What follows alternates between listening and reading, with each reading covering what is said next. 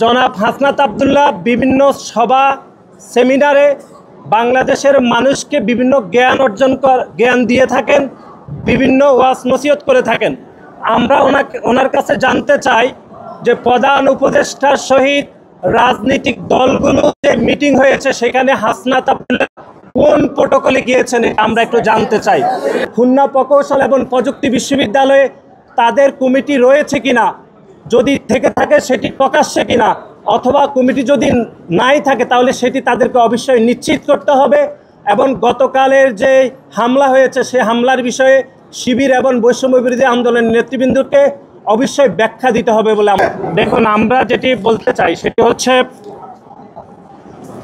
5 August ছাত্র জনতার গণ অভ্যুত্থানের আগে ছাত্রলীগের সন্ত্রাসীরা বিভিন্ন ক্যাম্পাসে মোটা দাগে 3টি অপরাধ আমাদের চোখে যেটি ধরা পড়েছে। একটি হচ্ছে অনেকগুলো অপরাধ করেছে।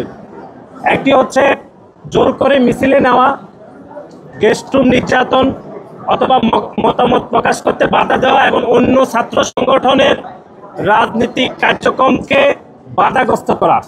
কিন্তু 5 আগস্ট ছাত্র জনতার গণ অভ্যুত্থান পরবর্তী সময়ে আমরা দেখেছি 2টি সংস্কৃতি বিলুপ্ত ঘটেছে। একটি হচ্ছে গেস্ট রুম কালচার, জোর করে মিছিলে নেওয়া। 5 আগস্ট গণ অভ্যুত্থানের পরে আমরা অন্য সংগঠনের রাজনীতি, প্রকাশ্যে গণতান্ত্রিক রাজনীতির বাধাগ্রস্ত করার সংস্কৃতি কিন্তু এখনো চলমান রয়েছে, যেটি গতকাল খুলনা প্রকৌশল এবং প্রযুক্তি বিশ্ববিদ্যালয়ে হয়েছে। কারণ আপনারা দেখেন, খুলনা প্রকৌশল এবং প্রযুক্তি বিশ্ববিদ্যালয়ে বৈষম্য বিরোধীর একটি কমিটি রয়েছে, যেই কমিটি জানুয়ারির 7 তারিখে প্রকাশিত হয়েছে। এবং ছাত্র শিবিরের এখানে একটি কমিটি আছে কি বা নাই সেটি সাধারণ শিক্ষার্থীরা জানে না। আমরা শিবিরকে স্পষ্টভাবে বলতে চাই, খুলনা প্রকৌশল বিশ্ববিদ্যালয়ে ছাত্র শিবিরের কমিটি না, এটি শিবিরকে নিশ্চিত করতে হবে, অথবা কমিটি থাকলে অবশ্যই ছাত্র শিবিরকে সেটি প্রকাশ্যে আনতে হবে।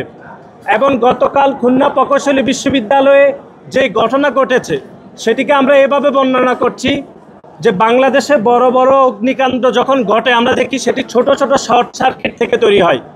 এবং গতকাল খুলনা প্রকৌশলী বিশ্ববিদ্যালয়ে যে ঘটনা ঘটেছে সেটি যে শর্ট সার্কিট হয়েছে সেটি তৈরি করেছে খুলনা প্রকৌশলের বৈষম্য বিরোধী ছাত্র আন্দোলনের বিশৃঙ্খল মব।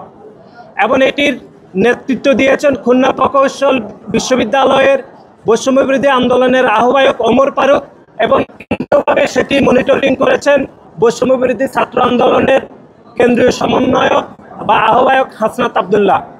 আমরা যেটি মনে করছি সেটি হচ্ছে জনাব হাসনাত আব্দুল্লাহ বিভিন্ন সভা সেমিনারে বাংলাদেশের মানুষকে বিভিন্ন জ্ঞান দিয়ে থাকেন, বিভিন্ন ওয়াজ নসিহত করে থাকেন।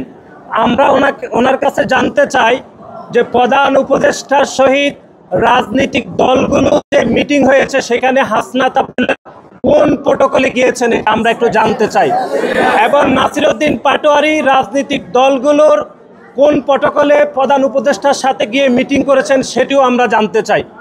সুতরাং বাংলাদেশের সংবিধানের 36তম অনুচ্ছেদ চলাফেরার স্বাধীনতা, 37তম অনুচ্ছেদের সমাবেশের স্বাধীনতা এবং 38তম অনুচ্ছেদের সংগঠনের স্বাধীনতা এবং 39তম অনুচ্ছেদের মত প্রকাশের যে স্বাধীনতা, সেখানে বাংলাদেশের প্রত্যেকটি ক্যাম্পাসে যে কোনো ছাত্র সংগঠন রাজনীতি করার প্রকাশ্যে গণতান্ত্রিক অধিকার আছে এবং বাংলাদেশ জাতীয়তাবাদী ছাত্র দলেরও সেই অধিকার রয়েছে। এবং আপনারা জানেন যে বাংলাদেশের সরকার একটি আন্তর্জাতিক আইনে লিপিবদ্ধ রয়েছে বা অন্তর্ভুক্ত রয়েছে, যেটাকে আমরা সংক্ষেপে বলছি ICCPR, অর্থাৎ international covenant on civil and political rights. অর্থাৎ বাংলাদেশের যে কোনো নাগরিক তার মতামতের ভিত্তিতে যে কোনো রাজনীতিক অংশগ্রহণ করার চূড়ান্ত অধিকার রাখে। সেখানে বৈষম্য বিরোধী ছাত্র আন্দোলনের ওমর ফারুক কিভাবে বাংলাদেশ জাতীয়তাবাদী ছাত্র দলের 3 জন নেতাকর্মীর উপর হামলা করে, সেই প্রশ্ন আমরা বৈষম্য বিরোধী ছাত্র আন্দোলনের নেতৃবৃন্দর কাছে রাখতে চাই। একই সাথে শিবিরকে আমরা পুনরায় প্রশ্ন রাখতে চাই যে খুলনা প্রকৌশল এবং প্রযুক্তি বিশ্ববিদ্যালয়ে তাদের কমিটি রয়েছে কিনা, যদি থেকে থাকে সেটি প্রকাশ্যে কিনা, অথবা কমিটি যদি নাই থাকে তাহলে সেটি তাদেরকে অবশ্যই নিশ্চিত করতে হবে। এবং গতকালের যে হামলা হয়েছে সেই হামলার বিষয়ে শিবির এবং বৈষম্য বিরোধী আন্দোলনের নেতৃবৃন্দকে অবশ্যই ব্যাখ্যা দিতে হবে বলে আমরা মনে করছি। সবাইকে ধন্যবাদ জানাচ্ছি।